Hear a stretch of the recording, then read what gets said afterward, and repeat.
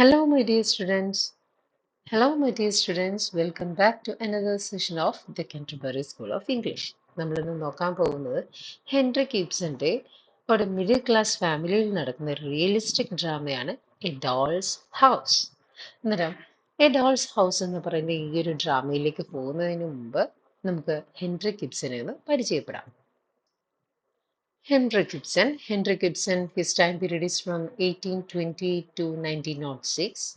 He was a Norwegian playwright and poet, widely regarded as the father of modern drama. അതൊന്ന് note down ചെയ്യണേ. He is considered as the father of modern drama. He was a Norwegian poet and playwright. He began his career in theatre as a playwright and director at Norwegian Theatre in Bergen. അന്നേരം അദ്ദേഹം നോർവീജിയൻകാരനാണ്. Norwegian തിയേറ്ററിലാണ് അദ്ദേഹം start ചെയ്തത് അദ്ദേഹത്തിന്റെ career. പിന്നീട് അദ്ദേഹം പല രാജ്യങ്ങളിലേക്ക് ജർമ്മനിയിലൊക്കെ പോയിട്ടുണ്ടായിരുന്നു കേട്ടോ, ഈ തിയേറ്ററിന്റെ ഭാഗമായിട്ട്. Ibsen's early works were historical dramas influenced by Norwegian folklore and national romanticism. അദ്ദേഹത്തിന്റെ ആദ്യകാല ഡ്രാമകളെല്ലാം തന്നെ ഈ പറയുന്ന നോർവീജിയൻ നാടോടി കഥകളിൽ നിന്നൊക്കെ ഇൻസ്പിറേഷൻസ് കിട്ടിയിട്ടുള്ള ഹിസ്റ്റോറിക്കൽ ഡ്രാമാസ് ആയിരുന്നു.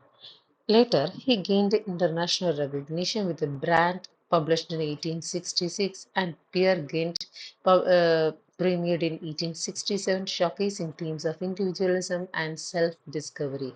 അദ്ദേഹത്തിന്റെ ആദ്യകാല പ്ലേസ് എല്ലാം തന്നെ ഈ നോർവീജിയൻ ഫോക്കിൽ നിന്ന് ഇൻഫ്ലുവൻസ് ആയിട്ടുള്ള ഹിസ്റ്റോറിക്കൽ ഡ്രാമാസ് ആയിരുന്നു. പക്ഷെ പിൽക്കാലത്ത്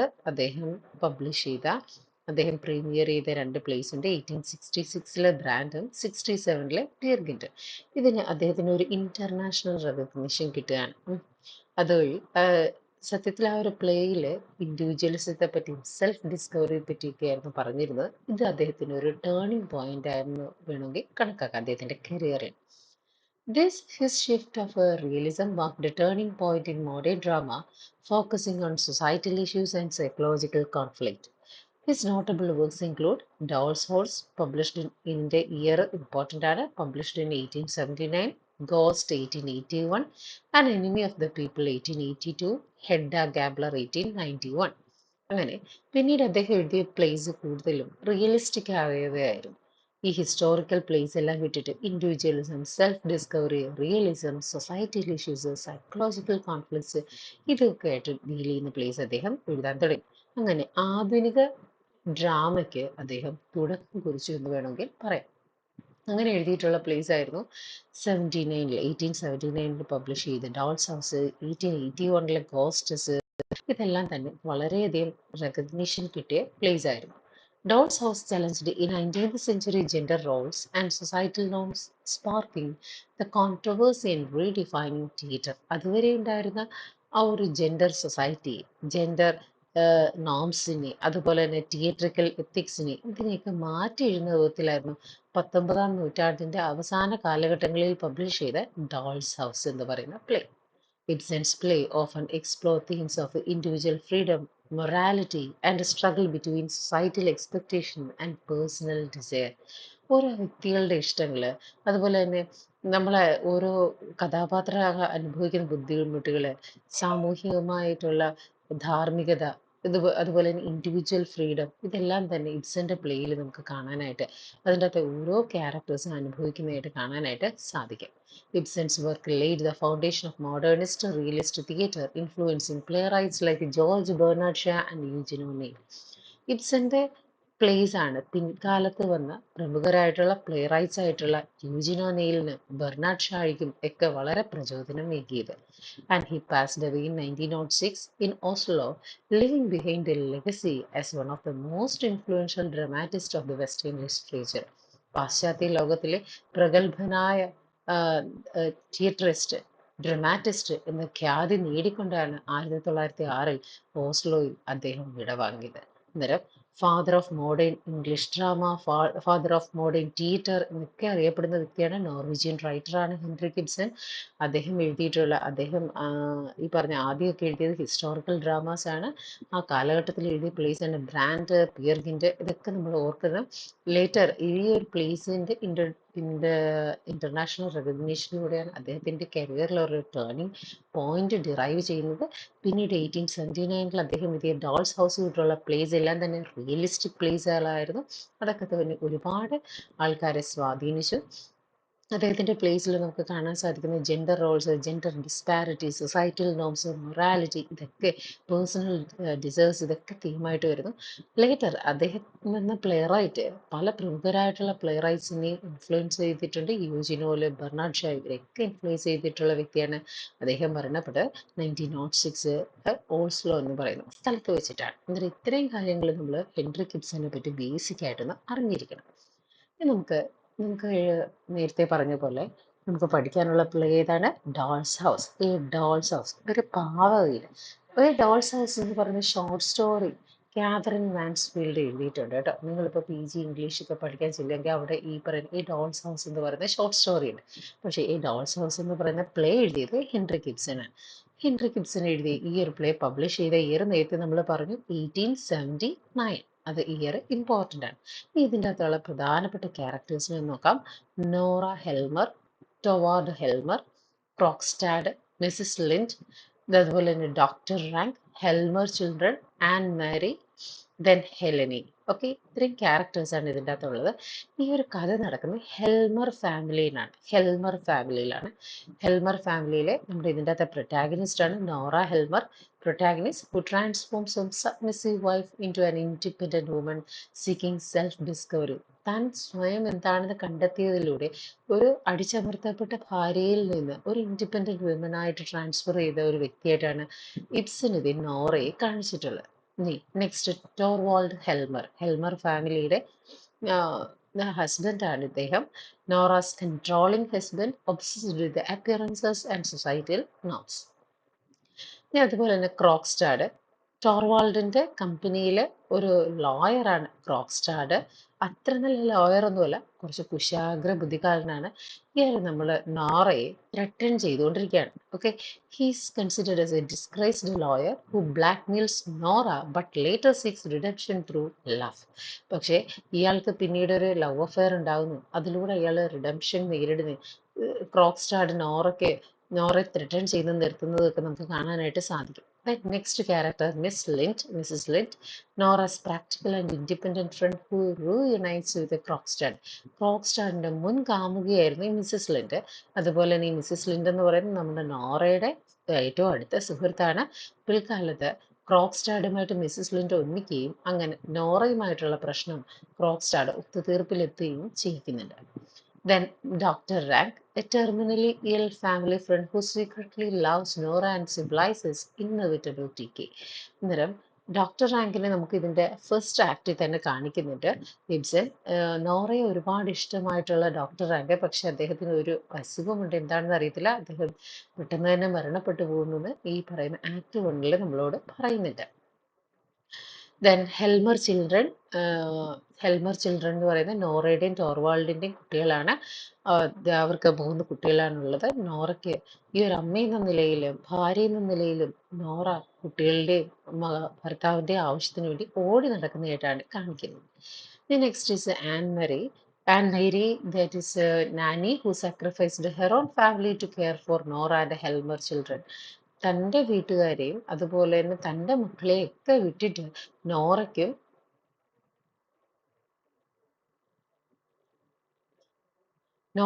അതുപോലെ തന്നെ ഹെൽമറിന്റെ കുട്ടികൾക്കും വേണ്ടിയിട്ട്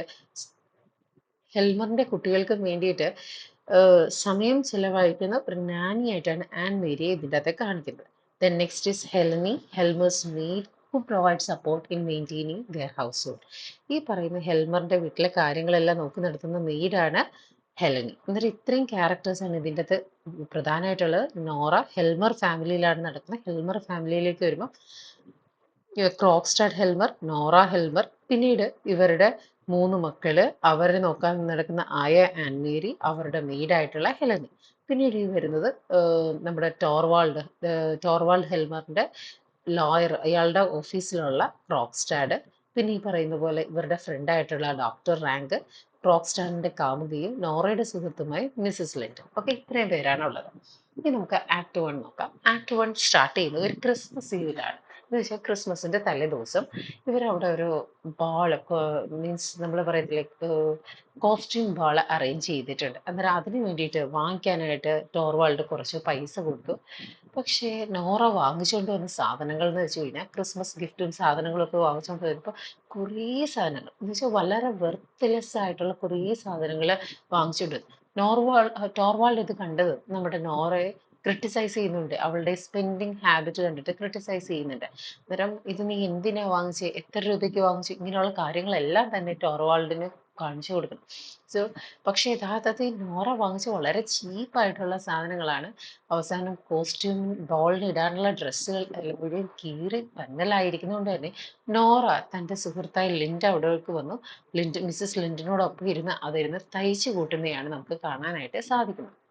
Okay, the play opens in Helmer's household just before Christmas. Nora enters with a Christmas gift, and her husband Torvald criticizes her spending habits. Torvald reveals he had been promoted to bank manager, promising financial security. Nora's friend Mrs. Lind visits after years apart seeking employment. She shares her struggles after being widowed and losing her family fortune. So, Nora reveals she secretly borrowed money years ago to fund a trip to save Torvald's health, forging her father's signature as collateral. So ഇവിടേക്ക് വരുമ്പോഴാണ് ഈ ഒരു play rice ചെയ്യുന്നത്. എന്ന് വെച്ച് കഴിഞ്ഞാൽ നോറ നേരത്തെ പറഞ്ഞ പോലെ ക്രിസ്മസ് ഈവിലാണ് സ്റ്റാർട്ട് ചെയ്യുന്നത്. നോറ കുറേ ക്രിസ്മസ് ഗിഫ്റ്റുകളും സാധനങ്ങളുമായിട്ട് വീട്ടിലേക്ക് കയറി വന്നു. പക്ഷെ അപ്പോഴും ടോർവാൾഡ് അവളെ ക്രിട്ടിസൈസ് ചെയ്യുകയാണ്. നിനക്ക് ഇച്ചിരി ആവശ്യമില്ലാത്ത സാധനങ്ങൾ വാങ്ങിക്കുന്നതൊക്കെ കൂടുതലാണെന്ന് പറയുന്നു. അതിനോടൊപ്പം തന്നെ ടോർവാൾഡ് പറയുന്നുണ്ട്, എനിക്ക് ബാങ്ക് മാനേജറായിട്ട് പ്രൊമോഷൻ കിട്ടിയിട്ടുണ്ട്, ഇനി നമുക്ക് ഫിനാൻഷ്യലി നമ്മൾ കുറച്ചും കൂടെ സെക്യൂർ ഒക്കെ ആയിരിക്കും എന്ന് പറയുമ്പോൾ നോറയുടെ ഫ്രണ്ട് ആയിട്ടുള്ള മിസ്സിസ് ലിൻഡ് വീട്ടിലേക്ക് വരികയാണ്. കുറേ വർഷങ്ങൾക്ക് ശേഷമാണ് മിസ്സിസ് ലിൻഡ് വീട്ടിലേക്ക് വരുന്നത്. മിസ്സിസ് ലിൻഡ് വന്നിട്ട് അവളുടെ പറയുന്നുണ്ട്, ടോർവാൾഡിന്റെ കമ്പനിയിൽ എനിക്ക് എന്തെങ്കിലും ജോലി കാണും ശരിയാവുമോ, കാരണം ഞാനിപ്പോൾ എൻ്റെ ഭർത്താവ് മരിച്ചുപോയി, എനിക്ക് കിട്ടാവുന്ന ഫാമിലി ഫോർച്യൂൺ ഒന്നും തന്നെ കിട്ടിയില്ല, ധാരാളം ഫിനാൻഷ്യൽ പ്രോബ്ലത്തിലൂടെയാണ് ഞാൻ പോകുന്നത്, നിനക്ക് എന്നെ സഹായിക്കാൻ പറ്റുമോ എന്നൊക്കെ ചോദിക്കുമ്പോൾ നോറ പറയുന്ന ഒരു കാര്യമുണ്ട്. നോറ സുഹൃത്തിനോട് മനസ്സ് തുറക്കുകയാണ്. തൻ്റെ ഭർത്താവിന് കഴിഞ്ഞ കഴിഞ്ഞ വർഷം ഇതേ സമയത്ത് തീരെ സുഖമില്ലായിരുന്നു. അദ്ദേഹത്തിന് ട്യൂബർകുലോസിസ് പോലെ ഒരു അസുഖം പിടിപെട്ടു. അന്നേരം ഈ തണുത്ത അന്തരീക്ഷത്തിൽ നിന്ന് മാറി കുറച്ചുകൂടി വാമായിട്ടുള്ള ഒരു ജോഗ്രഫിക്കൽ ഏരിയയിലേക്ക് പോയി കഴിഞ്ഞാൽ തൻ്റെ ഹസ്ബൻഡിന് സുഖപ്പെടുമെന്ന് ഡോക്ടേഴ്സ് പറഞ്ഞിരുന്നു. പക്ഷെ അന്ന് പോകാൻ ഞങ്ങളുടെ കയ്യിൽ പൈസ ഇല്ലാത്തതുകൊണ്ട് തന്നെ എൻ്റെ ഫാദറിൻ്റെ സിഗ്നേച്ചർ ഫൊർജ് ചെയ്ത്, എന്ന് വെച്ചാൽ നമ്മൾ കള്ള ഒപ്പിടത്തില്ലേ, അതുപോലെ കള്ള ഒപ്പിട്ടിട്ട് പണം കടം മേടിച്ചിട്ടാണ് ഞാൻ പോയത്, ഇവിടെ എൻ്റെ ഹസ്ബൻഡിനെയും കൊണ്ട് പോയത്. അന്ന് എൻ്റെ ഹസ്ബൻഡ് ഈ പ ഈ പണം എവിടെ നിന്ന് കിട്ടിയെന്നോ അതെങ്ങനെ വന്നെന്നോ ഒന്നും എൻ്റെ അടുക്ക് അന്വേഷിച്ചില്ല. പക്ഷെ ഇപ്പോൾ ഞാൻ ആ പണം കൊടുക്കാൻ വേണ്ടിയിട്ട് രാത്രി മുഴുവൻ ഇരുന്ന് ഞാൻ വർക്ക് ചെയ്തുകൊണ്ടിരിക്കുകയാണ്. ഓരോരുത്തർക്ക് നോട്ട്സുകൾ എഴുതിയും എടുത്തുമൊക്കെ ഞാൻ കൊടുത്ത് കണക്കുകളൊക്കെ കൂട്ടി കൊടുത്തും ഞാൻ ആ ഒരു കടം വീട്ടിക്കൊണ്ടിരിക്കുകയാണ്. വീട്ടിൽ ഇതുവരെ തീർന്നിട്ടില്ല. അതുപോലും എൻ്റെ ഭർത്താവിന് അറിയില്ല എന്ന്. പക്ഷെ എൻ്റെ ഹസ്ബൻഡ് അറിഞ്ഞു കഴിഞ്ഞാൽ ഒരിക്കലും ഇങ്ങനെ ഒരു കാര്യം ചെയ്ത് പണം എടുക്കാൻ അദ്ദേഹം സമ്മതിക്കത്തില്ല എന്ന് അവര് പറയും. പക്ഷെ എനിക്ക് എൻ്റെ ഹസ്ബൻഡിനെയാണ് ഏറ്റവും ഇഷ്ടം, അതുകൊണ്ട് ഞാനങ്ങനെ ചെയ്തു. എന്നിട്ട് ഇവിടെയാണ് നമ്മൾ ഈ ക്രോക്സ്റ്റാഡ് എന്ന് പറയുന്ന കഥാപാത്രം വരുന്നത്. ക്രോക്സ്റ്റാഡ്, a disgraced lawyer and an employee at Torvald Bank, visits and threatens Nora to secure his position at bank. Krogstad knows Nora forged her father's signature and plans to expose her if she doesn't convince Torvald to keep his job. ആ ഒരു സമയത്ത് ക്രോക്സ്റ്റാഡ് എന്ന് പറയുന്ന ഒരു disgraced lawyer, അയാള് നമ്മുടെ നോറയെ കാണാനായിട്ട് വരിക. എന്നിട്ട് പറയാണ്, നിങ്ങളുടെ ഹസ്ബൻഡ് ടോർവാൾഡ് എൻ്റെ ബാങ്കിലെ മാനേജറാണ്, ഞാൻ ബാങ്കിൽ എന്തോ ഒരു ഇല്ലീഗലായിട്ടുള്ള കാര്യം ചെയ്തെന്ന് പറഞ്ഞ് അയാൾ എന്നെ ബാങ്കിൽ നിന്ന് പുറത്താക്കി. അയാളോട് പറഞ്ഞ് എൻ്റെ ബാങ്കിലെ ജോലി തിരികെ എനിക്ക് നേടിത്തരണം. ഇത് ചെയ്തില്ലെന്നുണ്ടെങ്കിൽ നിങ്ങൾ നിങ്ങളുടെ ഫാദറിൻ്റെ സിഗ്നേച്ചർ ഫോർജ് ചെയ്തിട്ടാണ് നിങ്ങൾ പണം വാങ്ങിച്ചെന്നുള്ള കാര്യം ഞാൻ നിങ്ങളുടെ ഹസ്ബൻഡിനെ അറിയിക്കും.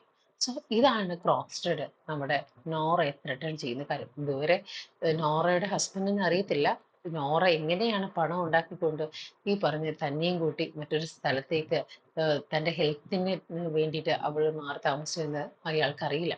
സോ ഇത് ടോർവാൾഡ് പിടിയിൽ ക്രോക്സ്റ്റഡ് പറയുമെന്ന് പറഞ്ഞിട്ടാണ് ഭീഷണിപ്പെടുത്തുന്നത്. സോ ഇത് ഇത്രയാണ് നമ്മുടെ ഫസ്റ്റ് ആക്ടിൽ വരുന്നത്. അത് മാത്രമല്ല, ഫസ്റ്റ് ട്രാക്കിലേക്ക് വരുമ്പോഴത്തേക്ക് വേറെ കുറച്ച് മൈനർ ആയിട്ടുള്ള ഇൻസിഡൻസ് കൂടെ നടക്കുന്നുണ്ട്. എന്ന് വെച്ച് കഴിഞ്ഞാൽ ഈ പറയുന്ന ഫാമിലി ഈ ക്രിസ്മസിന്റെ തലേ ദിവസമാണ് നേരത്തെ പറഞ്ഞ നമ്മുടെ ഡോക്ടർ റാങ്ക് എന്ന് പറയുന്ന ഒരു കഥാപാത്രം അവിടേക്ക് വരുന്നുണ്ട്. ഡോക്ടർ റാങ്കിന് നമ്മുടെ നോറയെ ഭയങ്കര ഇഷ്ടമാണ്. ഡോക്ടർ റാങ്കിന് ഒരു ചെറിയൊരു ലവ് അഫെയർ നോറയുടെ കൂടെ ഉണ്ടെങ്കിലും അയാൾ അത് ഒരിക്കലും തുറന്നു പറയുന്നില്ല. നോറയോട് കൈ പിടിച്ചിട്ട് അയാൾ പറയുന്നുണ്ട്, എനിക്ക് ടെർമിനലി ഇല്ലാണ്, എനിക്ക് ഇനി ഒരിക്കലും ചിലപ്പോൾ വരാൻ പറ്റിയെന്ന് വരില്ല എന്നൊക്കെ അയാൾ പറയുന്നുണ്ട്. അങ്ങനെ അറ്റ് ദ എൻഡ് ഈ ഒരു ആക്ട് ഫസ്റ്റിന്റെ എൻഡിൽ നമ്മൾ കാണുന്നതെന്ന് വെച്ച് കഴിഞ്ഞാൽ ടെറാൻറ്റല്ല എന്ന് പറയുന്ന ഒരു ട്രഡീഷണൽ ഇറ്റാലിയൻ ഡാൻസ് തൻ്റെ ഹസ്ബൻഡിനെ പ്ലീസ് ചെയ്യാൻ വേണ്ടിയിട്ട് നോറ അവിടെ നിന്ന് കളിക്കുകയാണ്. അങ്ങനെ അറ്റ് ദ എൻഡ് ഈ ഒരു ഫസ്റ്റ് ആക്ട് എൻഡ് ചെയ്യുമ്പോഴത്തേക്ക് ഡോക്ടർ റാങ്ക് ചെന്നിട്ട് നോറയോട് തൻ്റെ ഇഷ്ടം തുറന്ന് പറയുന്നുണ്ട്. ഓക്കെ, ഒരു കൺഫസ് ചെയ്യുന്നുണ്ട്. പക്ഷെ നോറ അതൊരു കളിയായിട്ടെടുത്ത് അതങ്ങ് കളയുകയാണ്. ലേറ്റർ നമ്മൾ കാണുന്നതെന്ന് വെച്ച് കഴിഞ്ഞാൽ നോറ തൻ്റെ ഹസ്ബൻഡിനെ ഒരുപാട് ഡിപ്പെൻഡ് ചെയ്യുന്നതും നോറ തൻ്റെ ഹസ്ബൻഡ് പറയുന്നതിനനുസരിച്ച് നോറ ഒരുങ്ങുന്നതും എടുക്കുന്നതും ഒക്കെ നമുക്ക് കാണാനായിട്ട് സാധിക്കും. Then Act 2ലേക്ക് വരുമ്പോൾ Nora becomes increasingly anxious about Krogstad's threat. She tries to distract herself by preparing for a costume ball. Mrs. Lind offers to speak to Krogstad on Nora's behalf as they were once romantically involved. Torvald insists on firing Krogstad on dismissing Nora's place to reconsider. He refuses to tolerate a scandal by keeping someone with a tarnished reputation on his staff.